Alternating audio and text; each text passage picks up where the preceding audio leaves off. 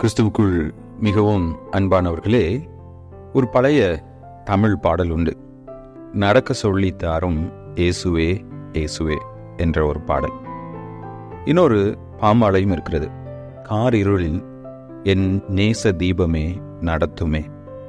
இப்படி பல கிறிஸ்தவ பாடல்களில் விசுவாசிகள் இந்த உலகிலே வாழ்வதற்கு கடவுளுடைய வழிநடத்துதல் அவசியம் என்பதை உணர்த்தும் விதமாக இருந்தது. இன்னைக்கு நிறைய பேர் எனக்கு எல்லாம் தெரியும், எல்லாம் நான் பார்த்துக்குவேன், ஒரு பிரச்சனை வந்ததுக்கு அப்புறம் தான் ஆலோசனையை நம்ம கேட்கிறோம். ஆனால் ஒரு காரியத்தை செய்யறதுக்கு முன்னாடி ஆலோசனையை பெற்றுக்கொள்வதற்கு நமக்கு விருப்பம் இல்லை. நம்முடைய ஆவிக்குரிய வாழ்க்கையில் நாம் வளர வேண்டுமே என்றால் கடவுளுடைய ஆலோசனைகளை பெற்றுக்கொள்வது மிக மிக அவசியம். சங்கீதம் 25:4-5 வசனங்களிலே சங்கீதக்காரன் சொல்றாரு, கர்த்தாவே, உம்முடைய வழிகளை எனக்கு தெரிவியும், உம்முடைய பாதைகளை எனக்கு போதித்தருளும், உம்முடைய சத்தியத்திலே என்னை நடத்தி எனக்கு போதித்தருளும். நீரே என் ரட்சிப்பின் தேவன், உம்மை நோக்கி நாள் முழுவதும் காத்திருக்கிறேன். இவ்வசனத்தில் சங்கீதக்காரனாகிய தாவீது முதலாவது கடவுளுடைய வழி நடத்துதலுக்காக ஒரு விண்ணப்பம் செய்கிறார்.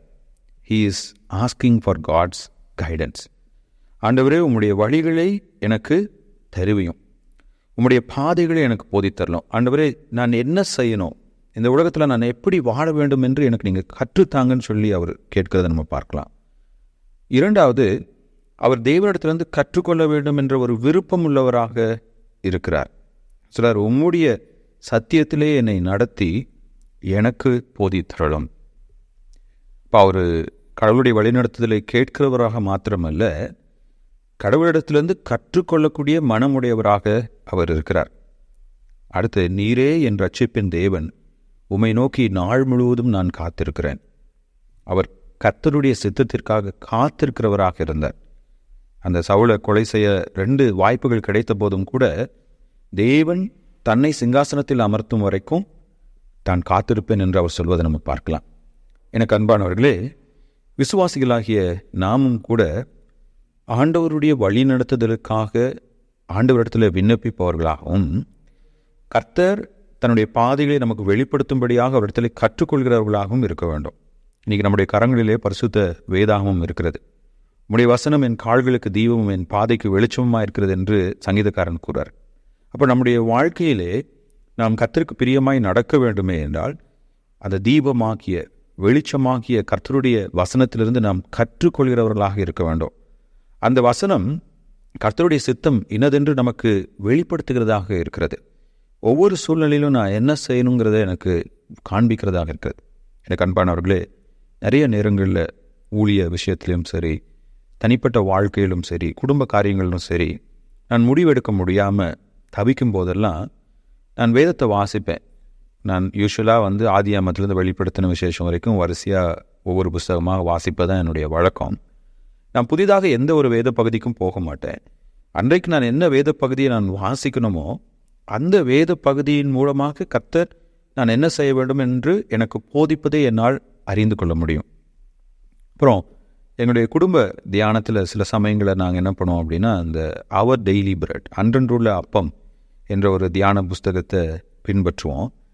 அந்த நாளுக்குரிய வேத பகுதியை தான் நாங்கள் வாசிப்போம், அந்த நாளுக்குரிய தியானத்தை தான் நாங்கள் வாசிப்போம். ஆனால் நான் என் மனதில் என்ன கேள்வியோடு நான் உட்கார்ந்துருக்கிறேனோ அந்த கேள்விக்கு தேவன் நேரடியாக என்னிடத்திலே முகமுகமாய் பேசுவதைப் போல அந்த வேத வசனங்கள் மூலமாக அவர் பேசுவார்.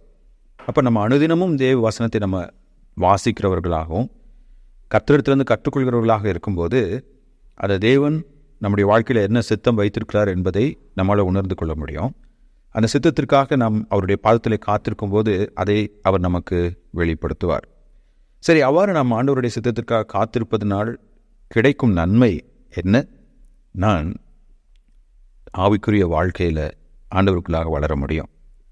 என்னுடைய கஷ்டமான சூழ்நிலைகளிலே நான் என்ன செய்ய வேண்டும் என்பதை என்னால் அறிந்து கொள்ள முடியும். ஒவ்வொரு சூழ்நிலையிலும் கர்த்தருக்கு எது பிரியமாக இருக்கிறது என்பதை நான் கற்றுக்கொள்ள முடியும். அப்படி நான் கற்றுக்கொள்ளும் போது நான் கர்த்தருக்குள்ளாக ஆரோக்கியமான ஒரு வளர்ச்சியை பார்க்க முடியும். இல்லைன்னா இன்றைக்கி புற மதஸ்தினர், ஜோசியக்காரங்ககிட்ட, குறி சொல்கிறவங்ககிட்ட, இந்த ராசி பலன், இப்படி மனிதர்களை தேடி என்ன நடக்கும்னு சொல்லி கேட்குற மாதிரி இன்றைக்கி நிறைய கிறிஸ்தவங்க கிறிஸ்தவத்துக்குள்ளாக அப்படி ஜோசியக்காரர்களைப் போல, ராசி பலன் பார்க்கிறவர்களைப் போல நிறைய பேர் தீர்க்கதரிசிகள் என்று தாங்களே அழைத்து கொள்கிறாங்க. அதில் நிறைய பேர் உண்மையாக வேதத்தின்படி தீர்க்கதரிசிகளே கிடையாது. நம்ம வேத வசனத்தின்படி அவங்களை ஆராய்ந்து பார்ப்போமே என்றால் அவர்களோடு தேவன் பேசுவதும் கிடையாது, கர்த்தர் தன்னை அவர்களுக்கு வெளிப்படுத்துவதும் கிடையாது. ஆனால் மனிதர்களை நம்ப வைக்கும் ஏமாற்று வேலையை அவர்கள் செய்து கொண்டிருக்கிறார்கள். இன்றைக்கி நிறைய பேர் அப்படிப்பட்ட தவறான ஊழியக்காரங்ககிட்ட போய் தவறான விதத்தில் வழிநடத்தப்பட்டவர்களாய் காணப்படுகிறார்கள். ஆனால் கர்த்தரோ அவருடைய வேத வசனத்தின் மூலம் எப்போதும் நமக்கு உண்மை உள்ளவராக, அவருடைய பாதைகளிலே நம்மை நடத்துகிற உன்னதமான தேவனாக இருக்கிறார். அந்த தேவனுடைய வசனம் நம்முடைய வாழ்க்கையின் வழிகாட்டியாக இருக்கட்டும். தாவீதை போல ஒவ்வொரு நாளும் நம்ம ஜெபிக்கலாம். ஆண்டவரே, இன்னைக்கு நான் என்ன செய்யணுங்கிறத எனக்கு காண்பீங்க சுவாமி. ஆண்டவரே, இன்னைக்கு நான் என்ன செய்யணுங்கிறத எனக்கு கற்றுத்தாங்க சுவாமி. என்னுடைய வாழ்க்கையில் உங்களுடைய சித்தம் என்னவென்று எனக்கு வெளிப்படுத்துங்க சுவாமி என்று அவருக்கு முன்பதாக நாம் அவருடைய வசனத்தை திறந்து காத்திருக்கும் போது அவர் தனி மனிதனோடு பேசுவதைப் போல, ஒரு நண்பனோடு பேசுவதைப் போல நம்மோடு கூட அவர் பேச ஆயத்தமுள்ள தேவனாக இருக்கிறார். அந்த கர்த்தருடைய பாதத்தில் அமர தேவன் நமக்கு கிருபை பாராட்டுவாராக. ஆமென்.